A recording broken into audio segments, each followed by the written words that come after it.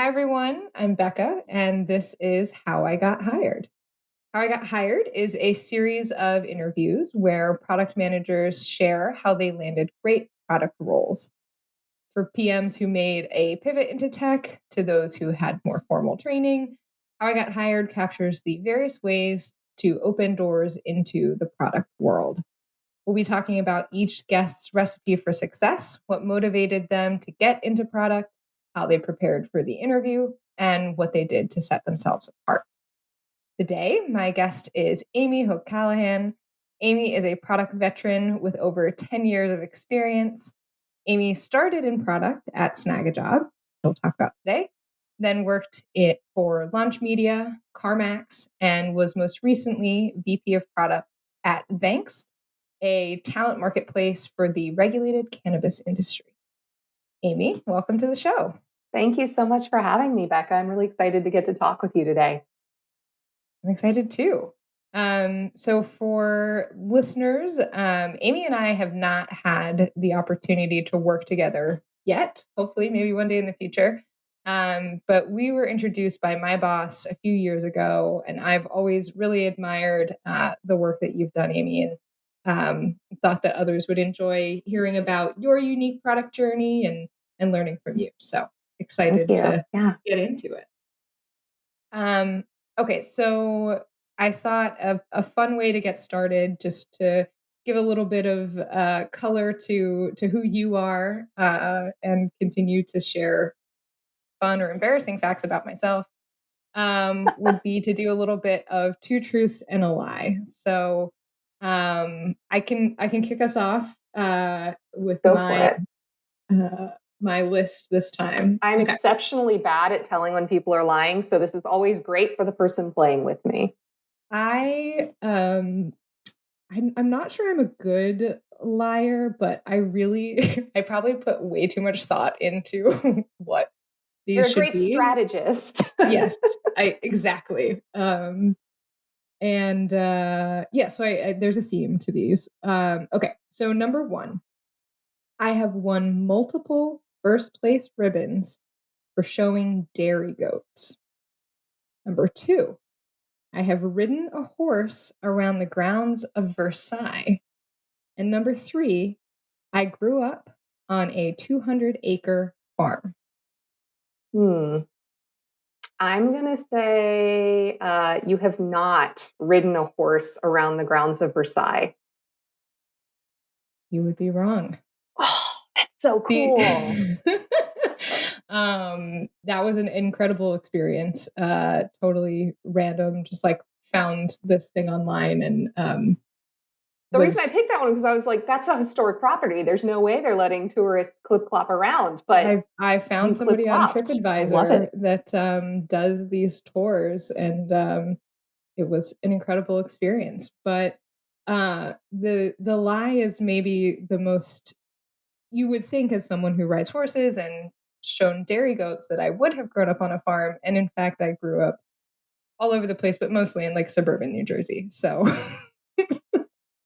oh my goodness. I have a great fondness for goats. I have never shown them, won any ribbons on their account. But one of the developers in my last company had a farm that he was working from, and he had a live goat cam going in our Slack channel. So anytime you just needed like a pick-me-up, you could hit the goat cam. It's amazing. They're so sweet and so fun, and what's not to love? So amazing. All right. Let's see how my lie detection skills are. There is significantly less detail, though. So all of these are things I'm claiming that I've done one time. Skydiving, mountain climbing, motorcycling. Ooh.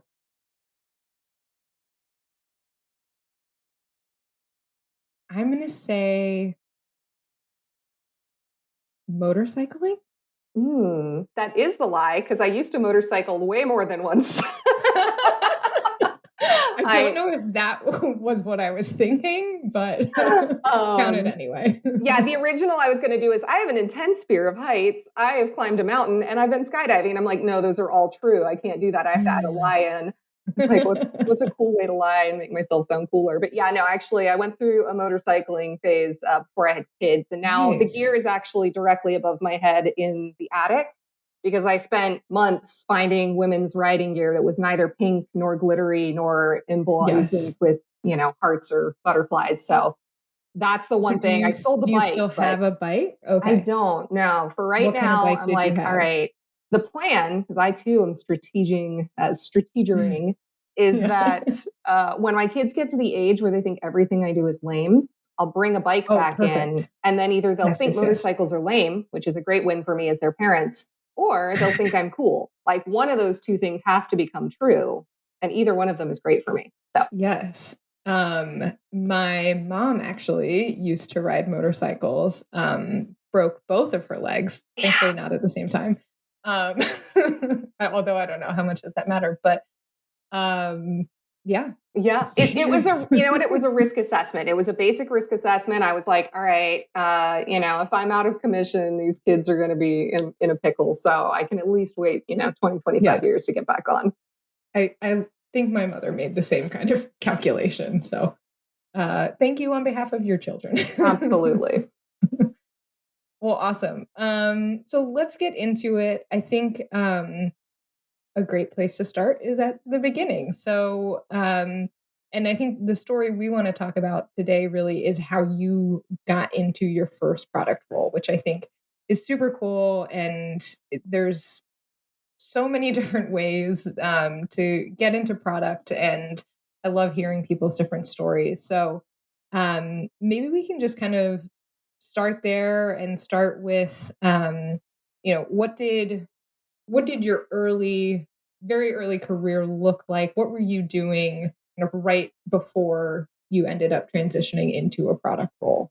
Yeah, that's a great question. Especially, I think it's been fascinating to watch how the types of beginnings people have in a product career have shifted over the years, right? Because when I got into product, there was no product level training at college or university. Those things Right. didn't exist, right? Like the only way in was really to kind of get adopted by an organization that was doing it. Um, Speaking of college and university, I went to school for a very practical Bachelor of Fine Arts in animation because I was convinced I was going to go be a video game animator. But I It's had a interesting because I was looking at your LinkedIn and I literally had to Google, what is it called? Oh, Kinetic. kinetic imaging. Yeah, well, that's I because I was like, went what is to an art kinetic school and they imaging? wanted the fanciest way possible to say animation. Yeah. Yeah, I rarely actually put my major on. I'm like, I just have a BFA. Don't worry about it. Yeah. No further questions. But Yeah, so I had an internship though while I was in school, and that was in web design. So when I graduated, I actually stayed in a small web design firm for a little while. There wasn't a lot of mobility though. It was a great opportunity to kind of learn everything, touch everything, do some basic front end coding, get some account management under my arms. Eventually, I wanted to move on to a bigger place. So after 6 years there, I transitioned to Snag a Job, which was my first real corporate experience. They were a good mid-sized startup at that point. I think I was hire number 256. So, good mid-sized company, Mhm. lots of good practice in place. And they were one of the first organizations in Richmond, especially to be doing product management. I joined as somebody who was working in their marketing department. And as I got kind of my hands into the business and understood from my little vantage point where the problems were, I eventually worked my way into being social media manager there. And Okay. social media management is great because it is basically one long user interview all day long, Yeah. often with the extremes of your user base, right? You're getting the people who are really happy and you're getting the people who are really mad. And they're all talking about it real time on Twitter or Facebook or, today Instagram, but it was wild, but it was great. It Yeah. was the perfect kind of immersion and just hearing the problems and the successes over and over and over again. And so I I would not have had the language to phrase it this way, but what happened was I just started hearing the problems that I was kind of fixing one off, one at a time, doing my best to solve the problem for each individual user. And I sort of followed those problems upstream into the product experience where they were happening and tried to figure out well, what change could we make that would solve this problem and prevent it from ever hitting social media? Right. Mm-hmm. And I would put together absolutely gorgeous mock-ups in a program called MS Paint that hopefully no one actually knows about anymore, and send them along with my idea and proposal via email over to our team of product managers who I had met on my first like building tour. And I was like, oh my God, the cool people are over there. And I would just email them all my ideas. And eventually I sent exactly enough emails, and I don't know what the number is. Otherwise, I would share that. I wouldn't gatekeep that kind of knowledge. That they were like, hey, we should just train her to be an associate PM. Um, and so, like, there wasn't even really a rec open.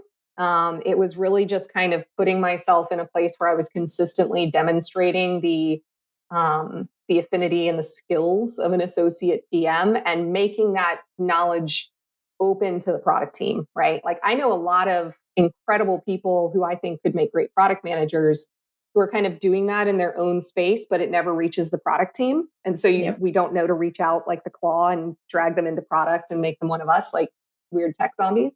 But I think that was the thing that helped, was that I was doing that work, but then I was sharing it with them. And so they had visibility into what I was doing, and thought that it was a good opportunity for me.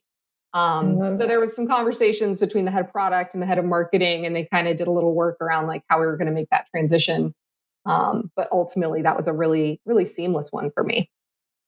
That's super interesting. And I love the way that you describe that as kind of like going upstream. I think that's really at the heart of like kind of what makes someone a product person, right? That you're like, okay, I'm not satisfied just kind of treating the symptom of this problem. Like I want to go to the heart of it and stop it at the source, prevent it.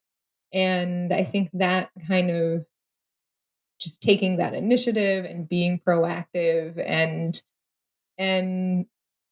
yeah, like I was saying with another guest about how product doesn't have a swim lane, right? You just kind of have the whole pool.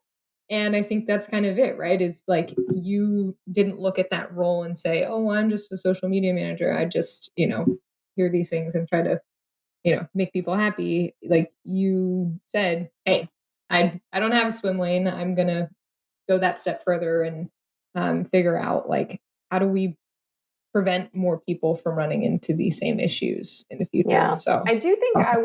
I was cautious of not stepping on too many toes, though, which I'm grateful to my time in marketing, because I think it actually did a good job of teaching me like how to talk about a success in such a way that you look great, but more it's about talking about the team, right? You're not talking about Mm, how great you are. You're talking about how great the work was. Like it was a very good, like small public relations boot camp of like, and I've yeah. used that for every product team and every product org I've been a part of since then, because I've definitely had people that were like so hungry for the role that they were like constantly just like pounding a product team, like, hey, look what I did, look what I want, like, here's what I Yep. am.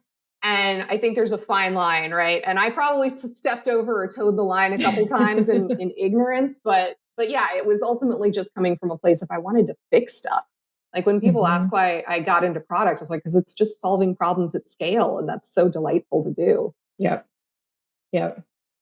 And what was that role like this? So you were hired into, was it an associate product manager role Yep. initially? I'd Yeah. love to hear more about like what that role actually involved and how you actually kind of started to dip your toes into actual product responsibilities. For sure. Yeah. And Snagajob actually did a really nice job. It's one of several orgs I've been fortunate to be in where they created a really intentional pathway into product, both for external and for internal talent. And so what happened when I moved into product in that associate role was, got invited to all the product meetings. It wasn't a huge product team. I think it was about like 8 to 10 people at the time. Um, they pretty quickly put us all on a plane and sent us out to Marty Kagan's weekend workshop, which I was like, this is the best thing Nice. ever. I don't know that there's any better way to start your product career than like sitting in a room listening to Marty Kagan talk about eBay.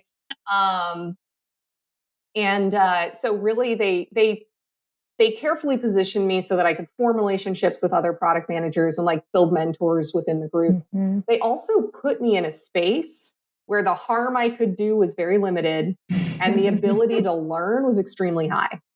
And Mm-hmm. granted, I still managed to do some dumb stuff, but I think that's really important, right? The first job that they positioned me for was helping our customer and member support agents understand like where they could gain efficiencies and taking the bugs and issues that they were hearing. It was a larger role of what I was already doing as a social media person, right? I was like just opening the floodgates from social media to, and everyone who talks to an angry customer or user all day Mm-hmm. long, right?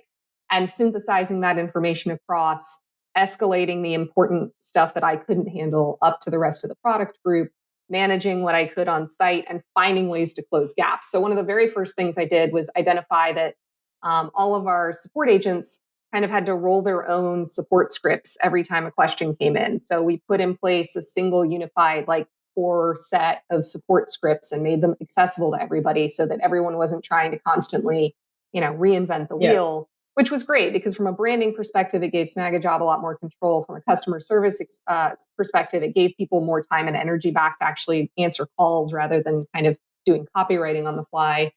And at the end of the day, it results in a more reliable customer experience because now you don't have like 15 to 20 different people making 15 to 20 different ways to respond to a single incident. I think it was great because oftentimes I see organizations start associate PMs in places Mm-hmm. that they can really get themselves into trouble. The Right. business has a ton of urgency there.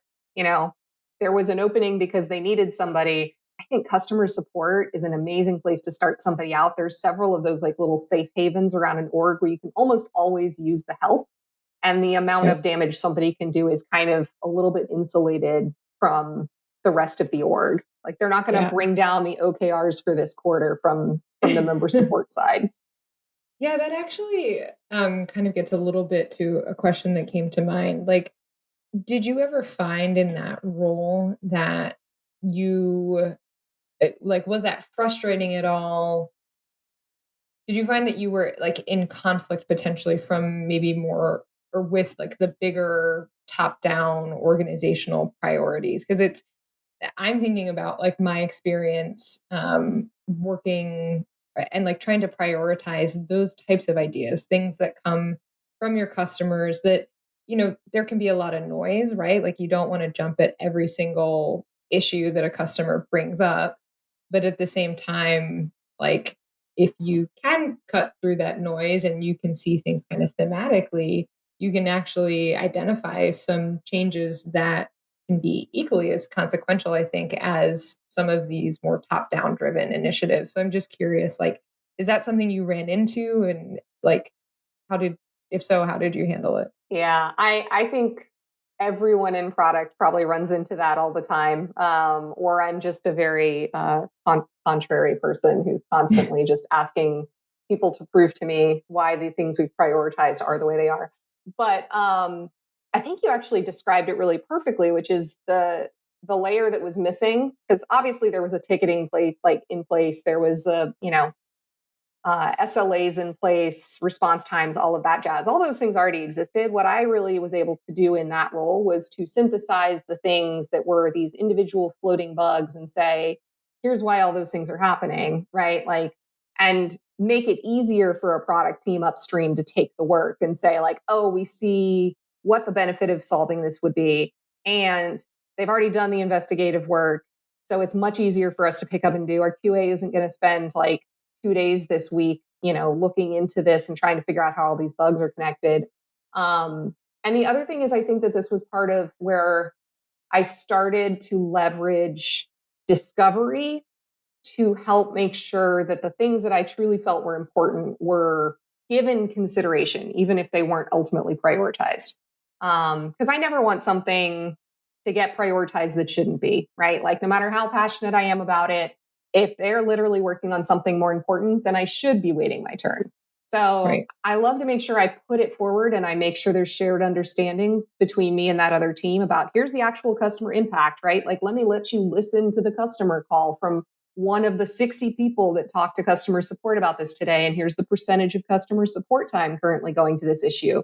And here's just kind of putting the whole opportunity assessment together for the team and just making it more consumable. Because I think so often, I don't know about you, but in the times when I've been on the incoming side of a stream of bug tickets, just the sheer work of sitting down and Sherlocking which ones go together and solving the jigsaw can sometimes prevent you from picking up those tickets and moving them across the board. So I was kind of solving like half the puzzle before I asked anybody to take a look. Yep. I love that. Thinking a little bit more about kind of this associate product manager role, would you say that, for anyone who might be interested in kind of getting into product and looking for those types of roles, um, like, aside just from kind of like searching for that title, like what types of companies do you think should have associate product manager roles? Like, I think that, and if you have any thoughts on maybe what prevents more companies from having that kind of position, but Oh, for it sure. strikes me that maybe Snag a Job was at a certain scale that could support that. Like thinking about my experience working with very small early stage startups, like I know like we're not in a position today to have that kind of role, although hopefully at some point we can kind of support that. And I think it's incredible in terms of like giving people career paths and everything. But yeah, what's your take on kind of that role? Who who is doing it right? Who Yeah. should be doing having that position that doesn't? Yeah. Yeah. I mean, I think to your point about why more companies don't have this role, I think it's because people hire product managers when they have a problem to solve, right? And the only companies that I see proactively putting product learning agendas in place and associate product management tracks in place are those that are concerned about home growing their talent and having a bench of people to fill roles and solve problems when they come to them. And that does take a certain amount of capacity. It takes time away from your more senior people. Like there's a whole slew of things that have to happen for an associate product manager to actually get good experience. Um, Speaking a little bit to the size, I think it depends, right? Like my last product organization was pretty compact. We were about 25, including engineering. And I looked around the org and very early saw somebody and was like, I think they might be a great product manager. Like I think they've got the stuff. I came into the org and discovered they were like personally holding up like 6 manual processes that were keeping things running and like never taking vacation and just like solving all the problems as they came up. And I was like, Yeah. That's it. and so, I mean, what we fundamentally did there, I talked to them about it and just sort of, talked to them a little bit about what product was, what it is as a career, and kind of the opportunities that having that experience unlocks, and talked about the rest of their career aspirations. Like, what were they thinking about? What were they interested in? And at the end of the day, I was like, look, I don't know that your day to day will change a ton because you're still going to be accountable for some of these things. But I think we could work together and get some of these processes to be more efficient, get them into a place where you don't need a human in the loop all the time. That's a business resilience thing that I could talk about for ages. But and at the end of the day, what we wound up doing was moving them into an associate product manager role. And they were still triaging bugs and doing customer support and all those things. But on the other hand, they were coming to the product team meetings and we were taking the bug tickets and we were making sure that we were following a rigorous prioritization process. And like they owned that process and they were making the tickets for the bugs. So it was a very early primer and like, baby steps into product management. I definitely wasn't able to send them to Marty Kagan. And, there was a limited pool of product people to hang out and become in a mentorship relationship with. But to your point about just making opportunities for people, I am constantly blown away that I get to do this job. Yeah. That somehow like I got lucky enough to be in it. And so I'm always looking for ways to pull people in because I don't know about you, but I see product people everywhere. Like I see someone solving a problem and I'm like, Yeah. That's the DNA.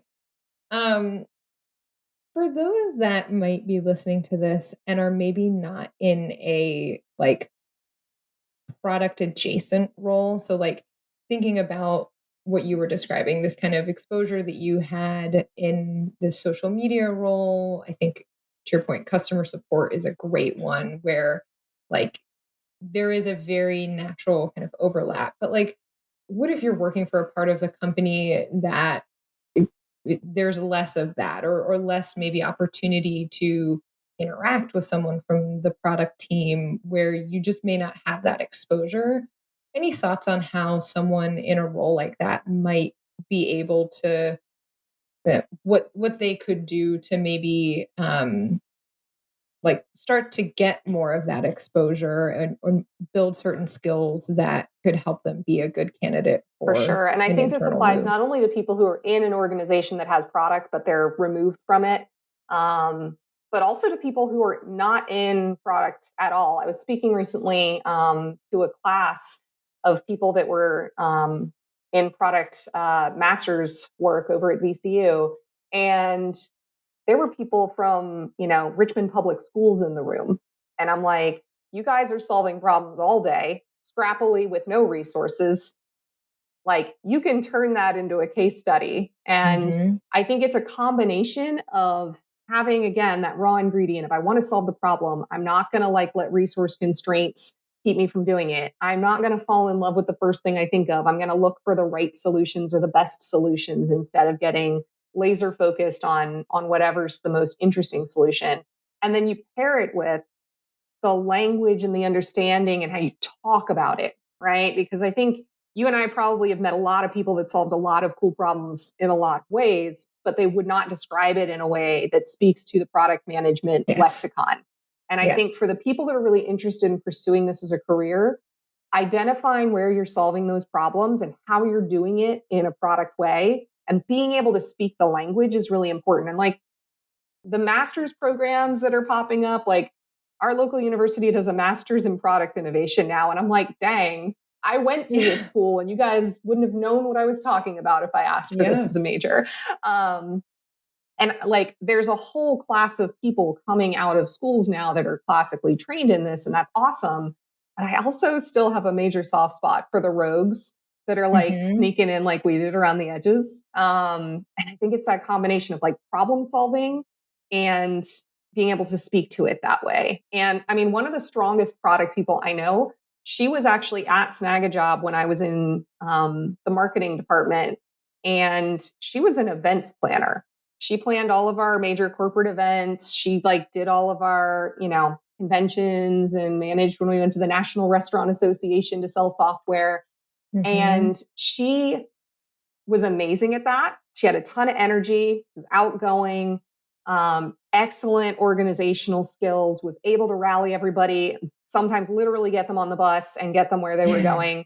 And you see all of that in her product practice, right? And that was I think part of what got her in. I don't actually know the specifics of how she traversed going from events to product, but she did it Right. inside Snag a Job. And I would argue that you can see a direct line between the amazing events manager and the incredible product person she is today. Yeah.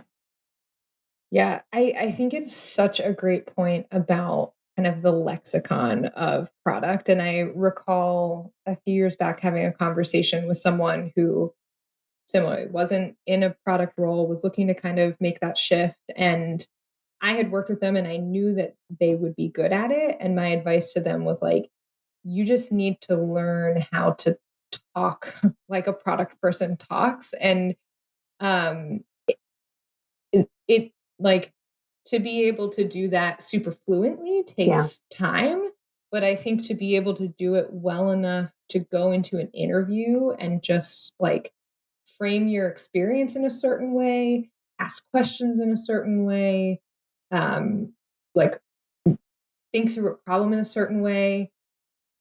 I don't think that's actually that hard to like build some of those fundamentals.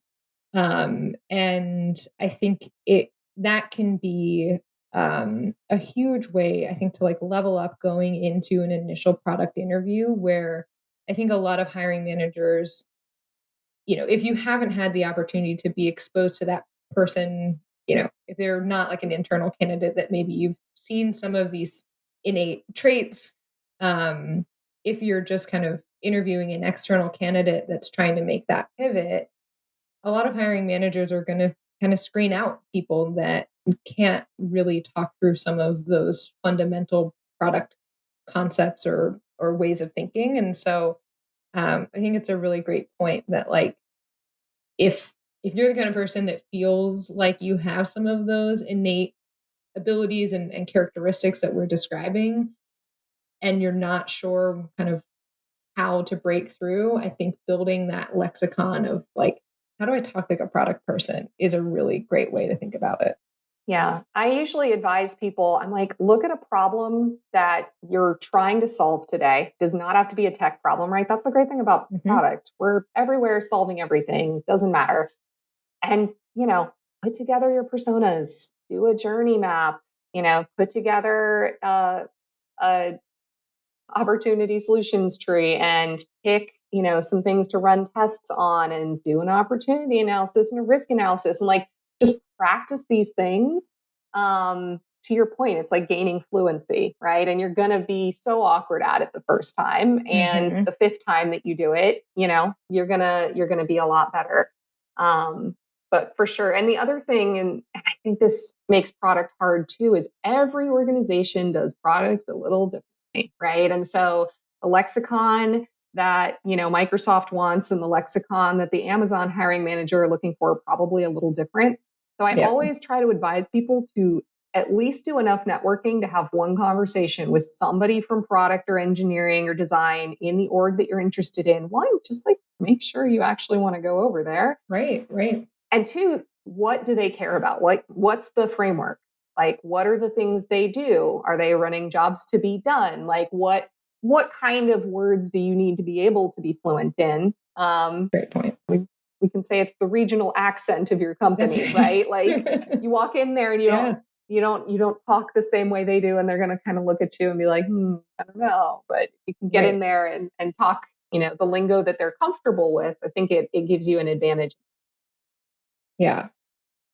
I totally agree. And I think the idea of like doing informational interviews is huge. I it makes me think a little bit about when I took this role at Procurated. I hadn't been actively looking, and um I I was really excited about the opportunity, but I had this like kind of feeling that I was like, oh, like I I would have wanted to be much more intentional, about where I go next, and I felt like, "Oh, I should have stopped and thought about, like, what my next role would look like and whatever," and so I kind of, like, forced myself to go and do some informational interviews with people at other types of companies really quickly to be like, "Okay, I just wanna kind of have a point of comparison to make sure that this is what I want to jump into." And I was entertaining the idea. I thought for a minute I wanted to work for like a digital agency, because I've worked with some. Shout out to the team at Viget, who I've worked with at a couple organizations, and they're super talented and they do great work. And I've just always thought like that would be such a cool environment to work in, and I would probably learn so much from the people there. And I did an informational interview with somebody just to kind of explore that path a little bit, and ultimately concluded that I didn't think that that environment would necessarily be the right fit for me. And it can certainly be a very intense type of product role. I But Yeah, I'm yeah, a massive advocate of informational interviews in like every aspect of life.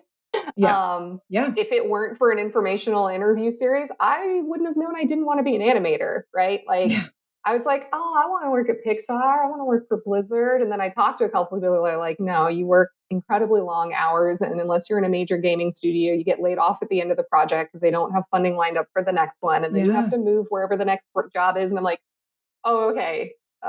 This yeah. I sounds don't want to do this okay. anymore. And like even I was in a coaching group a little while ago. Shout out to my swell people, and we had a member who was talking about like just not being sure about whether she wanted to move to pursue an opportunity or whether she wanted to stay where she was and like pursue a promotion or whether she wanted to do what or what. And we were like, what do you want your life to look like in like 10, 15, 20 years, right? Mhm. Like, what do you imagine for yourself? And she actually had a very clear end state she was going for. And I'm like, well, one, I think that clarifies some of the things you're currently stressed about. Like, I wouldn't worry about scenario A because it has nothing to do with the future state you think you want. I would put yourself on the path.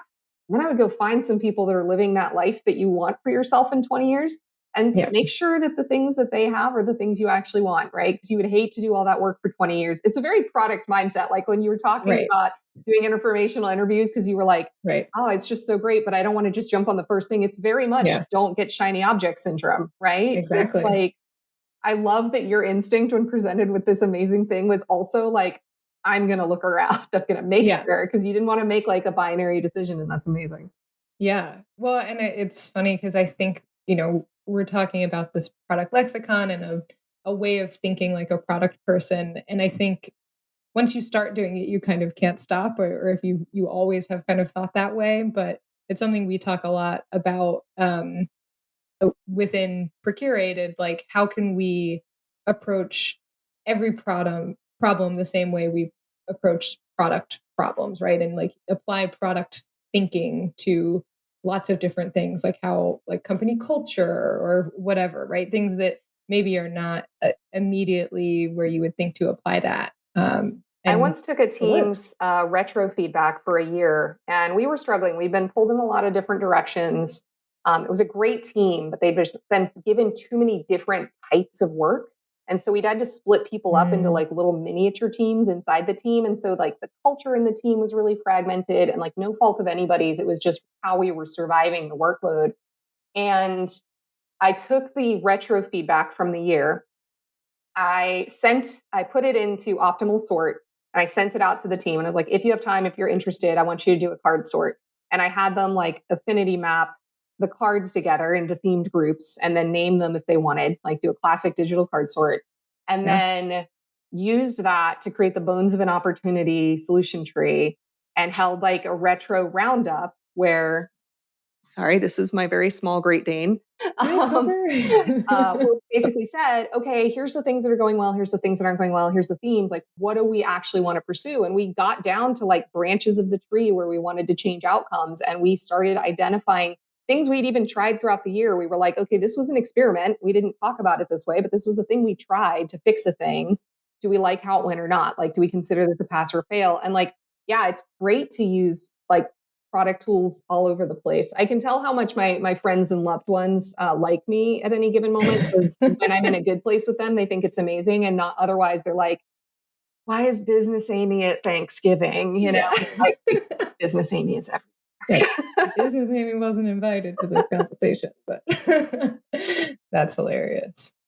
Um, I wanted to just touch kind of quickly as we move to wrap up the episode. I think we've talked a lot about how you got into product, and I think that's an incredible experience. You've also moved up and had incredible success in more senior roles. Um, is there anything you want to share about kind of that process? If there's anyone listening that's maybe at a more advanced stage in their career and is not looking at how to get into product, but maybe instead how to continue to move up into more senior roles. Just any thoughts from your experience that you think would be helpful for someone in that kind of position? Absolutely. I think a big one, and this is kind of just life advice, is self awareness, right? Like understand your strengths, understand where you have opportunities, and sort of assess, right? Like, is that an area where you need to build competency, where you need to build strength? Or is that an area where you can actually succeed by over indexing in another spot, right? Like, Yes. I personally, not the strongest analytics person, right? If you give me a math problem and you need me to answer it right now on the call, it will be an absolute disaster. You'll really see that BFA shine. Um, but in a lot of organizations, I'm either afforded like an Excel spreadsheet with which to do my calculations or partnered with an analyst. And so I've really leaned into like the discovery side, the storytelling side, the empathy side as like my area.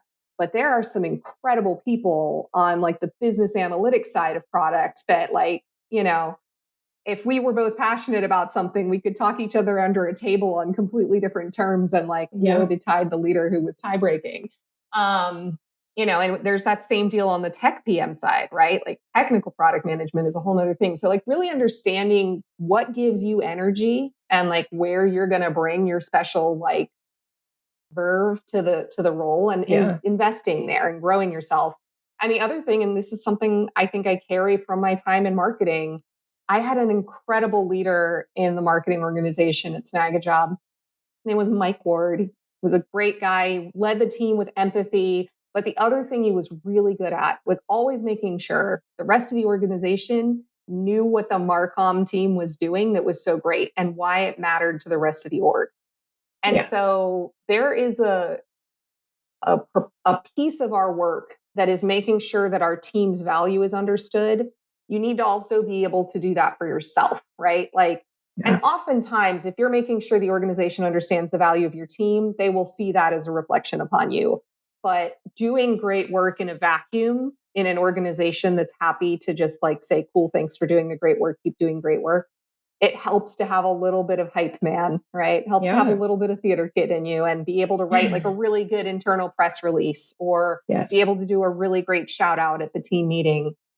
Because sometimes I see people doing amazing work, but they don't elevate it to the rest of the org in a way that gets them the next opportunity. And I think those things are really important. And then finally, like finding your advocates, finding your mentors, turn all of your great discovery abilities on the leaders in your org and the product people that are above you in an organization or at other orgs and understand what they think it would take for you to leap that gap, right? Like, what are the competencies you need to build? CarMax does a really good job of actually putting people through a structured program for their associate product managers and also for their leadership product roles. Like when you move from competency to competency and from level to level, they do a really good job giving you the opportunity to invest there. So there's companies that do that, but they are, I would say, less than the norm. I'd say most of the time you're going to be doing it on your own. And so making sure, again, you use those product skills on your own career and think about what you need to do to make the next steps, because it's going to be different for everybody, but the tools you use to figure out your pathway are kind of the same.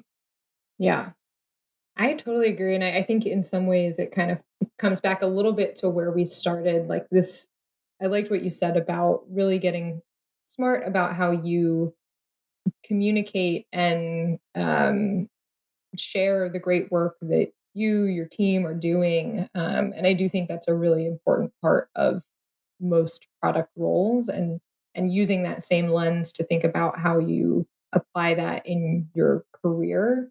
It but also balancing, it's not like shameless self-promotion, right? In the same way that you were talking about, there's a nuance to, you weren't just bombarding the product team, when you were the social media manager with like all of these, you weren't annoying the crap out of them.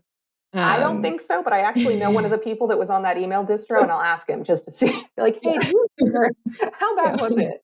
But yeah, no, for sure. And I think you can always put this in customer parlance, right? Like, if you wouldn't send an update to a customer about it because it's not valuable enough, like, and it might cause them to unsubscribe from your email list, why would you tell anyone in the company about it?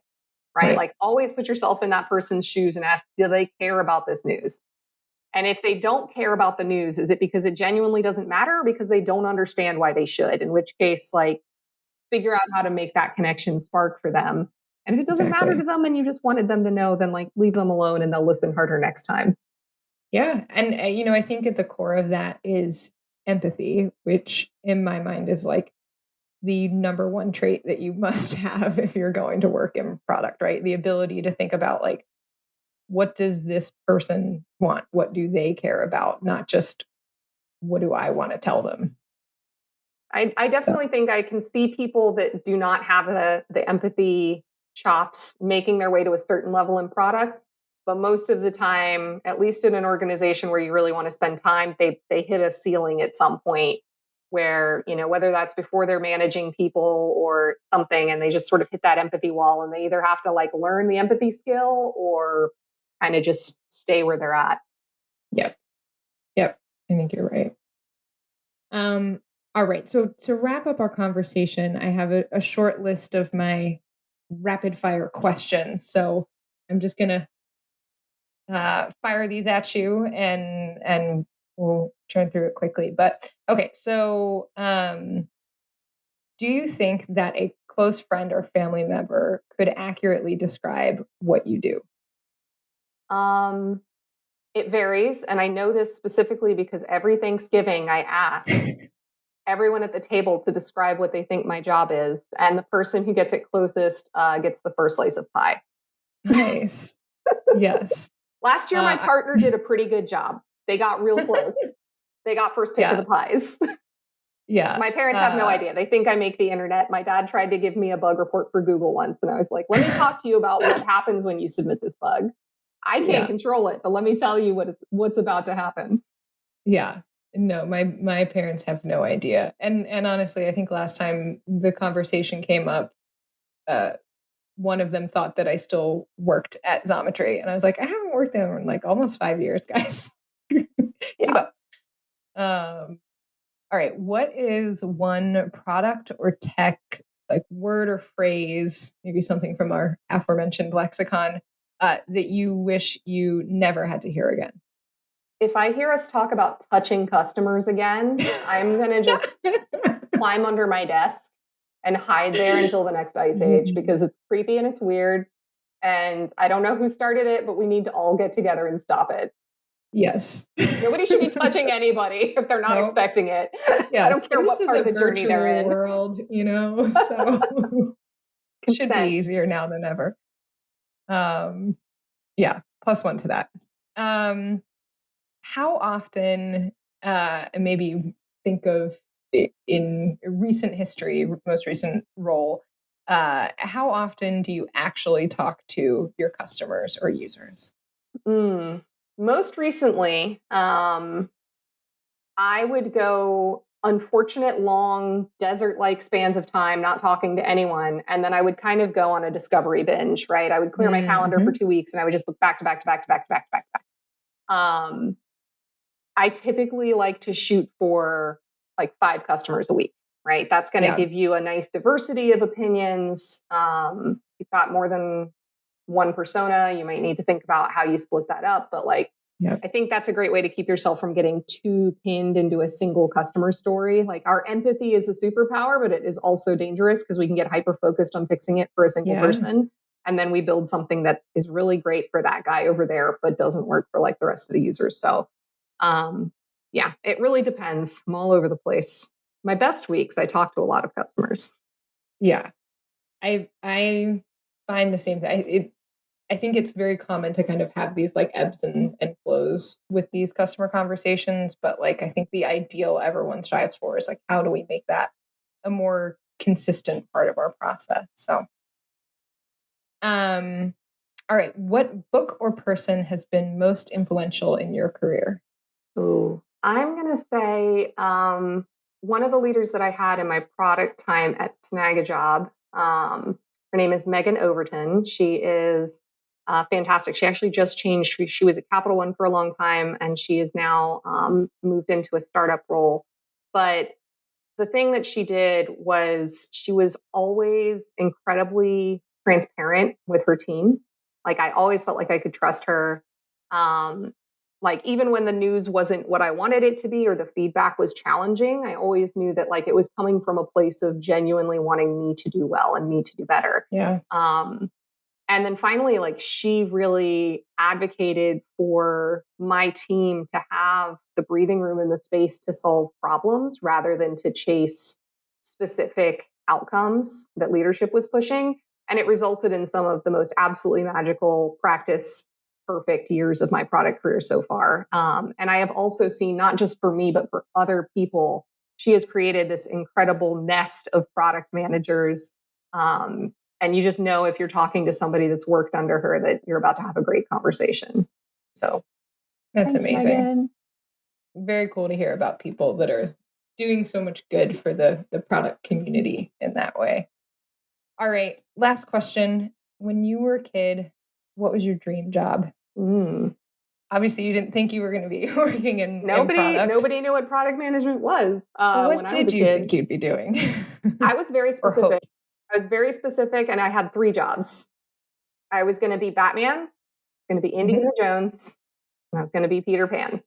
Just like rotating different days of the week. I really hadn't thought it through. I mean, particularly Batman and Peter Pan, they're going to have some hours overlap there, right? Like they're both nocturnal.